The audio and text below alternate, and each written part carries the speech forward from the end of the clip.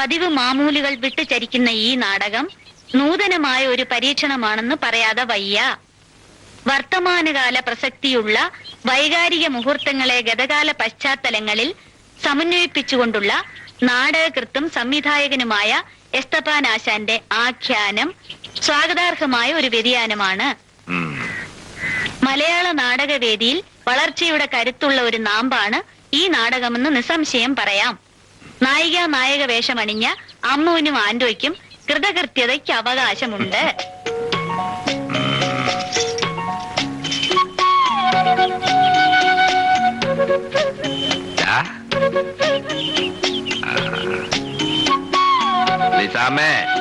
രണ്ടാഴ്ച കഴിയുമ്പം പെരുന്നാളാണ്. നാടകം ഒന്നുകൂടൊന്ന് മുറുക്കണം.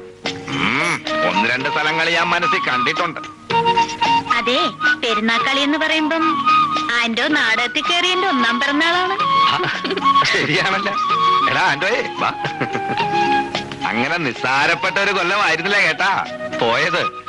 പെരുന്നാക്കളിക്കിന് ദിവസം ഉണ്ടല്ല, നമുക്ക് മൊത്തം ഒന്നുകൂടെ നോക്കാം. ആന്റോ ഒന്നിങ്ങാട്ട് വന്നേ. നീ ഒന്ന് വീട് വരെ വാ, ചെറിയൊരു പ്രശ്നമുണ്ട്. എന്താടാ? എങ്ങാണ്ടെന്നാ വന്ന ഒരു എംബോക്കി അമ്മൂടെ അടുത്ത് കശപിശ കൂട്ടണം. ആര്? ആ, ഞാനിതിനു മുമ്പ് കണ്ടിട്ടില്ല. എവിടേക്കാടാ? ഒന്ന് വീട് വരെ, വെക്കം വരാം. വാ.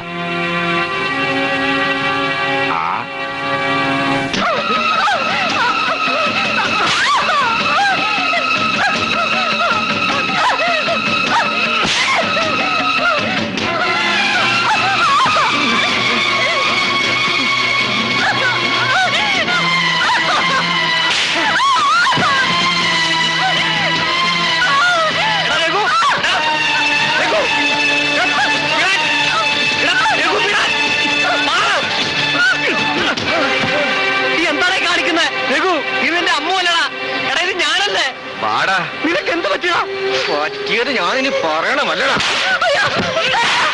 പാപ്പി നീ ഇവിടെ ഇത് ഞങ്ങൾ തമ്മിൽ തീർക്കേണ്ടതാണ്. എന്റെ പെണ്ണിനെ തട്ടിക്കൊണ്ട് വന്നിട്ട് നാടകം കളിച്ചു നടക്കുന്ന തെണ്ടി നാറി വരികയാണെന്ന് കരുതിയ വല്ലടത്ത് കിടന്ന് ഒടുങ്ങിപ്പോന്ന് കരുതിയ നിന്നോട് വിടാൻ കൊന്നാലേ മതിയാവെങ്കിൽ കൊല്ലട്ടെ. ഇത്രയും കൊല്ലം കാത്തിരുന്നില്ലേ, അതിനെനിക്ക് കിട്ടണം. കാത്തിരുന്ന് ഞാൻ ഒളിവിലായപ്പോ എന്നെ ഒറ്റിക്കൊട്ട ഈ നാറിയോടൊപ്പം ഓടിപ്പോന്നവളല്ലേടി നീ. എന്നിട്ട് ഇത്രയും കൊല്ലം ഇവന്റെ കൂടെ ആങ്ങളും പെങ്ങളുമാണ്. ഇവക്കടെ പേരെന്താണ്? അമ്മു, അമ്പുജാക്ഷി.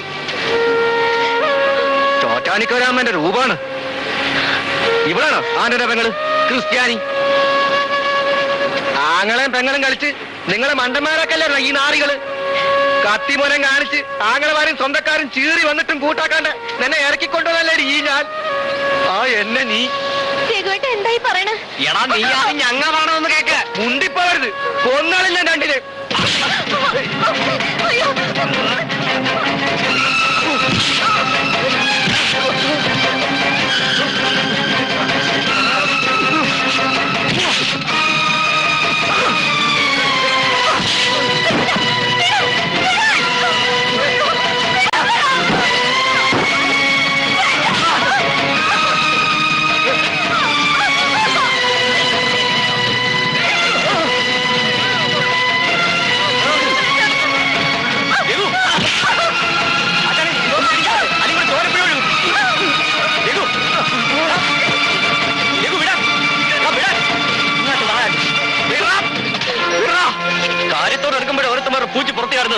എന്റെ കണക്ക് ഇവിടെ ബാക്കി കിടക്കാണ്. അത് തീർത്തിട്ടേ ഈ രഘു പോകും. ഓർത്തോടാ.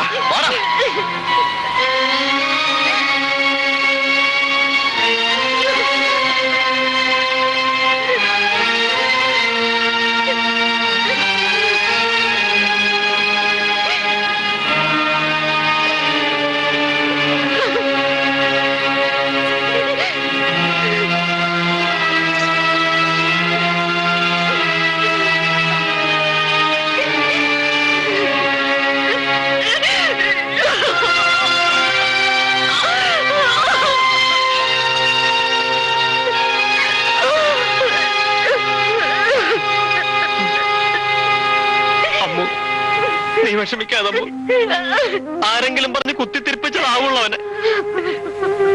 ദൈവത്തിന്റെ മനസാക്ഷിയുടെ മുന്നില് നമ്മ തെറ്റിയിട്ടില്ലല്ല. ഉണ്ടാമോ? ഇല്ലല്ല. കൂടെ പിറന്ന പെങ്ങളായിട്ടില്ലേ നിന്നെ ഞാൻ കണ്ടിട്ടില്ല. നീ എന്തിനാണ് കരയണത്? നമ്മുടെ മനസ്സിൽ കറിയില്ലല്ല. ഇത്രയും കൊല്ലം കാത്തിരുന്നിട്ട് അത് അവന്റെ ബുദ്ധിമോശം. ഒരു കര മുഴുവൻ എതിർക്കാൻ വന്നപ്പോഴും തോറ്റു കൊടുക്കാണ്ട് നിന്നെ ഇവിടെ കൊണ്ടുവന്നതും ഒരു പോർലും വെക്കാണ്ട് കാവലെന്ന് ഇത്ര നാൾ പൊറപ്പിച്ചതും ആളാർക്ക് മനസ്സിലായില്ല. നീ സമാധാനപ്പെട്. നീ കൂടി തളർന്നാ ഞാൻ കൊന്നു തലത്തു അത്ര. അവനെ അങ്ങനെ വെറുതെ വിടുകയല്ല. നിന്റെ കാക്കയെ കൊണ്ടൊന്ന് മാപ്പ് പറയിച്ചില്ലെങ്കിൽ എന്റെ പേര് ആന്റെന്നല്ല. ആ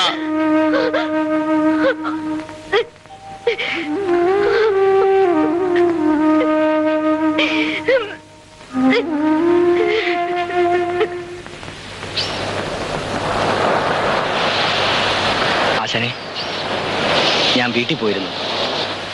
രഘു ആദ്യം വന്ന എന്റെ അടുത്താ. ആന്റോയ്ക്ക് പണ്ടേ നോട്ടം ഉണ്ടായിരുന്നത്രേ അമ്മൂനെ. അമ്മു രഘുവിന്റെ കൂടെ ഇറങ്ങി പോന്നപ്പോ ആന്റോ കയറി അവർ വീട്ടുകാരെ ഇളക്കി. കത്തിക്കുത്തും അടിയും കൊലയും. അമ്മുവിന്റെ ആങ്ങളെ ഒരുത്തൻ ചത്തു. കരക്കാര് മുഴുവൻ എതിരായപ്പോ രഘു മുങ്ങി. ആ തക്കത്തിന് അമ്മൂനെ അടിച്ചോണ്ട് പോന്നതാ ആന്റോ. അന്ന് മുതൽ നോക്കി ഇറക്കുക രഘു. ആന്റോ എവിടെ കണ്ടാലും കുത്തി വളർത്തോന്ന് പറഞ്ഞ് ഒളിവി കഴിയുമ്പോഴാ ആശാന്റെ നാടകത്തിന്റെ നോട്ടീസ് കണ്ട് ഇവിടെ ഉണ്ടോന്ന് മനത്തറിഞ്ഞത്. രഘു പറയുന്ന ഓരോ പഴങ്കഥകൾ കേൾക്കുമ്പോ എന്റെ ആശാനെ, നമ്മൾ അറിഞ്ഞ ഇത് ഒരെണ്ണം മാത്രം. രായ്ക്ക് രാമാന ഒരു പെണ്ണിനെ അടിച്ചോണ്ട് വരണമെങ്കിൽ ഇപ്പോഴെങ്കിലും നമ്മളിത് അറിഞ്ഞത് ലിസയുടെ ഭാഗ്യം. സംഗതി ആശാനും ഞാനും തമ്മിൽ കുരുത്തിട്ടുമുണ്ട്, ഉടക്കിയിട്ടുമുണ്ട്. എന്റെ ട്രൂപ്പ് സെറ്റാവാതെ നിൽക്കുമ്പോഴും ആശാന്റെ ട്രൂപ്പ് അടിച്ചു കയറുകയും ചെയ്യുമ്പോ ഞാനും ചോരയും നീരും ഉള്ള ഒരു മനുഷ്യനല്ലേ എന്ന് കരുതി ആശാൻ ഒരു ആപത്തിൽ ചാടുമ്പോ ഞാൻ നാടകക്കാരനായത് ആശാൻ കാരണമാണ്. എന്നെ തട്ടേ കയറ്റി നിർത്തി ആദ്യമായി ഡയലോഗ് പറയിപ്പിച്ച ഗുരുവാണ് ആശാൻ. ചാകണ വരെ ചാർലി അത് മറക്കൂല. നീ മറക്കണ്ട. പോ.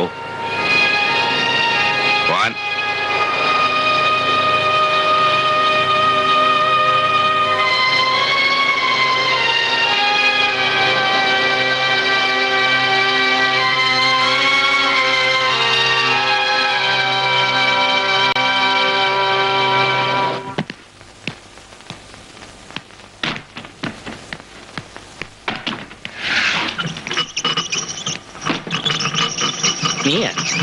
എന്താ? രഘുവോടെ അവനോട് ഉണ്ടാവുന്ന ആര് പറഞ്ഞു? ആരും പറയണ്ട.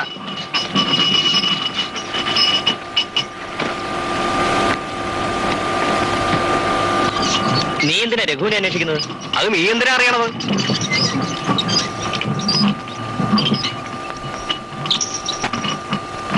അവൻ നിന്നെ കൊല്ലുമെന്നും പറഞ്ഞ് ഒരുമ്പെട്ട് ഇറങ്ങിയിരിക്കുക. വെറുതെ മുമ്പിൽ ചെന്ന് ചാടണ്ട. ഇന്ന് തന്നെ ഞാൻ വന്ന് പിടിച്ചു മാറ്റിയില്ലാതെ കാണായിരുന്നു. എനിക്കവനോട് സംസാരിക്കണം. അവനെ പറഞ്ഞ് മനസ്സിലാക്കണം. വെറുതെയാ, നടക്കാൻ പോകുന്ന കാര്യമല്ല. അല്ലടാ ആന്റോ, അമ്മൂനെ നീ ബലാത്കാരമായിട്ട് പിടിച്ചോണ്ട് വന്നൊന്നുമല്ലല്ലോ. അവള് സ്വമനസ്ഥാനം നിന്റെ കൂടെ വന്നതല്ലേ. അത് അവന്റെ പിടിപ്പ് കേട്. അതിന് നിന്റെ മേക്കിട്ട് കയറിയിട്ട് എന്തിനാണ്? എന്നാലും എടാ, നീയാണ് ഭാഗ്യം ചെയ്ത ജന്മം. ആ ഒരേല് ചോരയും നീരുമുള്ള ഒരെണ്ണം ഇരിക്കുമ്പോ തന്നെ ആശാന്റെ മോളെ നീ ലൈനാക്കി എടുത്തല്ലേ. 10-40 സ്റ്റേജ് ഒന്നിച്ച് അഭിനയിച്ചിട്ട് എനിക്ക് ആ വഴിക്ക് നോക്കാൻ കൂടി തോന്നിയിട്ടില്ല. സമ്മതിച്ചു തന്നിരിക്കുന്നു. രഘു പറഞ്ഞ ഞാൻ സഹിച്ചു. അവന്റെ ചങ്ങാതിയാണ്. അത് കണ്ട് തോന്നിയ ദിവസം പറഞ്ഞാണ്ടല്ല മോന്താലെ സ്റ്റേപ്പ് മാറും. ചേട്ടാ, ഒരു നല്ല കാര്യം പറഞ്ഞാലും നീ ഉടക്കാൻ നിൽക്കുകയാണല്ലോ. എടാ, ഞാൻ നിന്റെ കൂടെ നിൽക്കാവുന്ന. രഘുവിനെ നമുക്ക് രണ്ടുപേർക്കൂടെ ഒതുക്കാം. ആശാന്റെ മോളെയും കൂടെ വിളിച്ചോണ്ട് വന്നിട്ട് നീ രണ്ടിനെയും കൂടെ പൊറപ്പിക്കേ.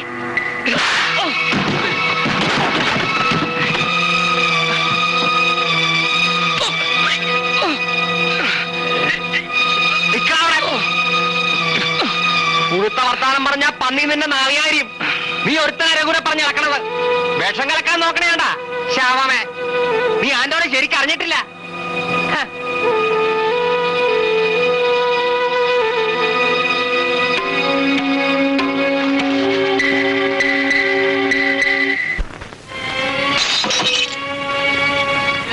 ഇപ്പൊ കാണണം എനിക്കവനെ. ആരെ? ആ നെറികെട്ടവനെ, ആന്റോനെ. ഒരു മറയുമില്ലാണ്ടല്ലടാ ഞാൻ അവനെ സ്നേഹിച്ച് വിശ്വസിച്ച്. എന്നിട്ടും അവൻ എന്റെ മുമ്പിൽ നാടകം കളിക്കായിരുന്നു. എപ്പോഴെങ്കിലും അത് അറിഞ്ഞില്ലായിരുന്നെങ്കിൽ എന്റെ ഈശോയെ, എന്റെ മോക്കടെ ഒരു ഗതി. ആശാനെ, എനിക്ക് അവന്റെ മുഖത്ത് നോക്കി ചോദിക്കണം, എന്ത് കണ്ടിട്ടാണ് ആ പട്ടി ഇനി എത്തപ്പാന്റെ അടുത്ത് കളിക്കാൻ വന്നേന്ന്? ആന്റോ അങ്ങനെയൊക്കെ ചെയ്യുമെന്ന് നമുക്ക് വിശ്വസിക്കാൻ പറ്റുവാ? ആശാൻ വന്നേ, നമുക്ക് അവനെ പിന്നെ കാണാം. ഒരു പിന്നെയില്ല, നന്ദിയില്ലാത്ത പട്ടി. അപ്പാ,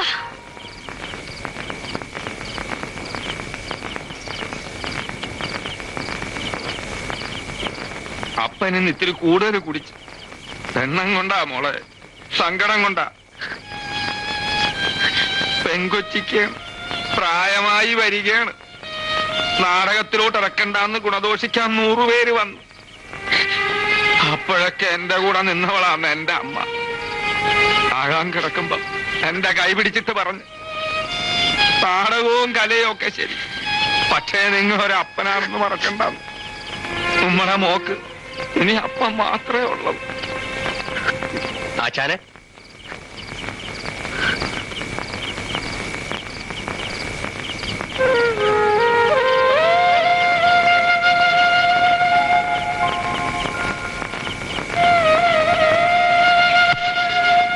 എടാ, ആണും പെണ്ണുമായിട്ട് എനിക്ക് ഒന്നേ ഉള്ളു.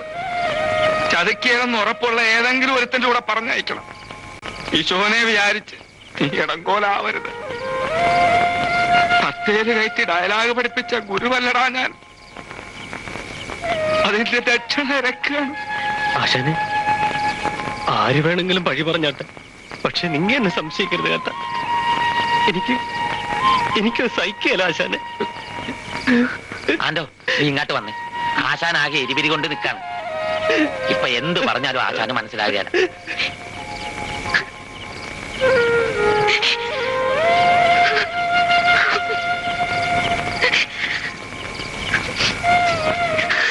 ഞാന് നാടകം നിർത്തുകയാണ്. എനിക്ക് അതിലും വലുതാ എന്റെ മോള്. മോള് ദേ എതിര് പറയരുത് കേട്ടാ. കഴിഞ്ഞ അങ്ങാട്ട് മറന്നുകളാണ്. എത്ര എളുപ്പത്തിലാ അപ്പം പറയണത്. മറക്കാൻ മറക്കണം, മറന്നേ ഒക്കൂ. അങ്ങനെയാണ് വിധിയെങ്കിൽ എനിക്ക് വേറെ കല്യാണം ആലോചിക്കണ്ട. അപ്പൊ നീ എന്നെ അനുസരിക്കുകയല്ലേ? ഇക്കാര്യത്തിലില്ല. ഉം?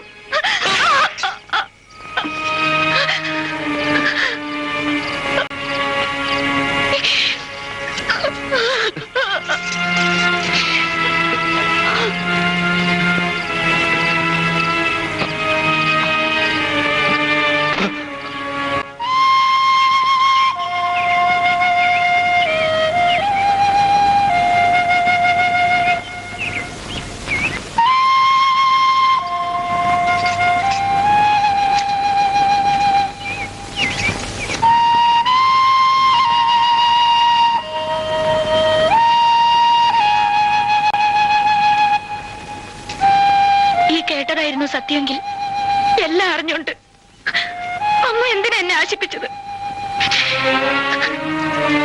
ഞങ്ങളുടെ ബന്ധം വളരാൻ കൂട്ടുനിന്നത്. ലിസ കൂടി അത് വിശ്വസിക്കാണോ?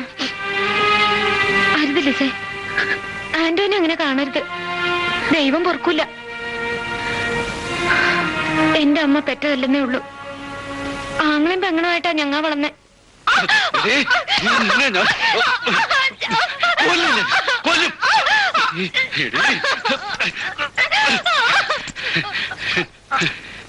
കല്യാണം ഉറപ്പിച്ചേക്കണ പെണ്ണാണ്. കണ്ടവന്റെ കൂടെ തെണ്ടാൻ പോയേക്കണം. മോളായിട്ട് ഒന്നേ ഉള്ളൊന്നും ഞാൻ കണക്കാക്കുകയല്ല. ഇനി നീ പണിക്ക് പുറത്തിറങ്ങ, അപ്പൊ കാണാം. അച്ഛനെത്ര തുടങ്ങിയാലും ശരി, ഏകേട്ടനല്ലാണ്ട് വേറെ ആൾ എന്നെ കേട്ടുകയല്ല. ഞാനതിന് സമ്മതിക്കൂല.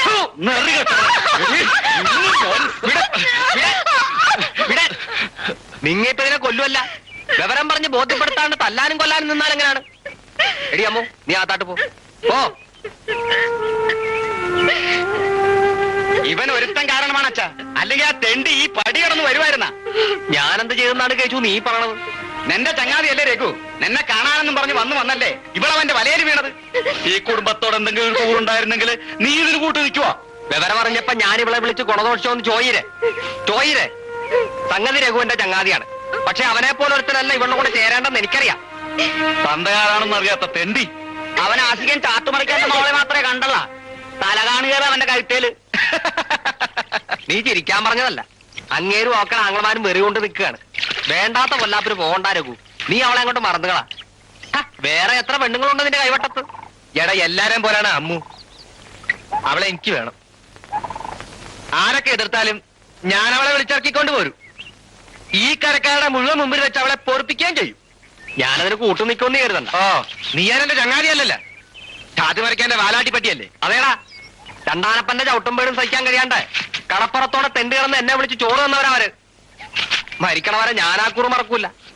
അമ്മൂനെ, ആങ്ങളമാര് 2 അല്ല 3 പേടിപ്പിക്കാനാ എങ്കിൽ പൊന്നാങ്ങളെ കേട്ടോ. ചാത്ത് മറിക്കാന്റെ മോള് നാളെ അന്തി പുലരുമ്പം ഈ രഘുവിന്റെ പകലുണ്ടാവും.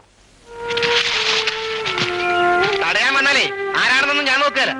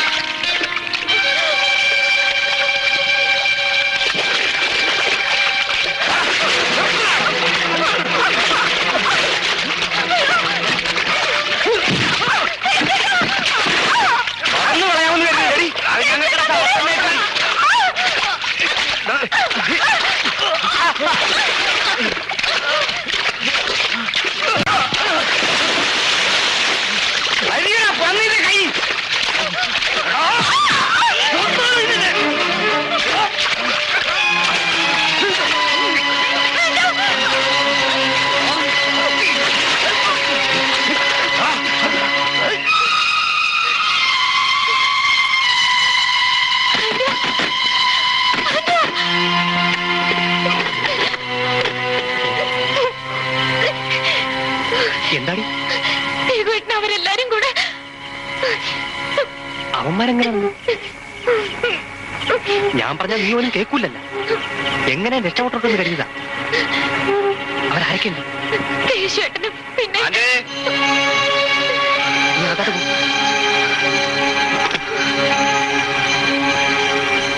എന്താടാ ഈ നടുപ്പാതിരിക്ക്? അമ്മൂനെ രഘു വിളിച്ചിറക്കിക്കൊണ്ട് പോന്നു. വിവരം അറിഞ്ഞ് ഞങ്ങൾ ചെന്ന് തടഞ്ഞപ്പോ ഒരു കശപിശ ഉണ്ടായി. കേശുവിനവൻ കുത്തി. എന്നിട്ട് പിടി തരാണ്ട് രഘു ഇരുട്ടിലാട്ട് മുങ്ങി. അമ്മൂനെ കാണാനില്ല. നീ വന്നേ, രാത്രി തന്നെ നമുക്ക് 2 തപ്പണം. കേശു മരിച്ചു. കേശുവിന്റെ ചോരയ്ക്ക് നമുക്ക് പകരം ചോദിക്കണടാ. നീ വന്നേ. നിങ്ങൾ നടന്നോ, ഞാൻ വന്നേക്കാം. ആ കേട്ടാടി, നിന്റെ ആങ്ങളെയാണ് കുത്തുകൊണ്ടിയാത്തത്. തൃപ്തിയായ ഇറങ്ങ്, ചെന്ന് അച്ഛന്റെ കാലിൽ കൊണ്ട് ക്ഷമ പറയും. പോകാണ്ട് അതുവരെ എന്നെ അവർക്ക് വിട്ടുകൊടുക്കരുത്. അപ്പോൾ നീ നിനക്ക് മതിയായിട്ടില്ല. എനിക്ക് വേറെ ആരുമില്ല സഹായം. കൂട്ടം വരണവര് അമ്മു, നീ എന്നെ ഉപേക്ഷിക്കരുത്. ഞാൻ ചത്തുകളെ.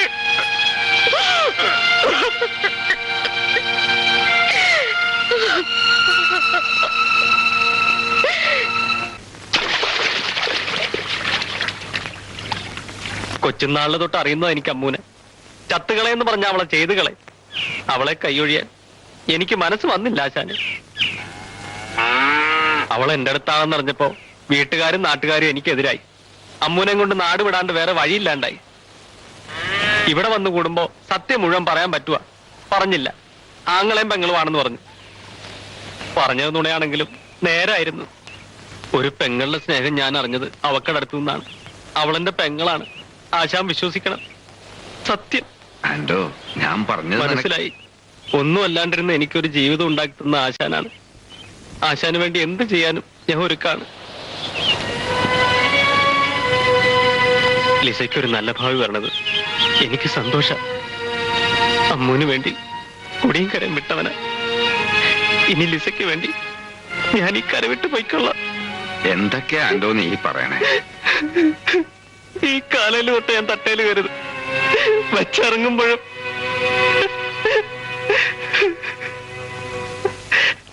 മോനെ, നിന്നെ കുറിച്ച് ഇങ്ങനെയൊക്കെ പറഞ്ഞു കേട്ടപ്പോ സഹിച്ചില്ല. ഒരപ്പന്റെ ചങ്കല്ലടാ, പതറിപ്പോയി. ലിസയുടെ മനസ്സിൽ നിന്നെ പറിച്ചു നീക്കണത് ദൈവം സഹിക്കല. നീ എന്നോട് ക്ഷമിക്ക.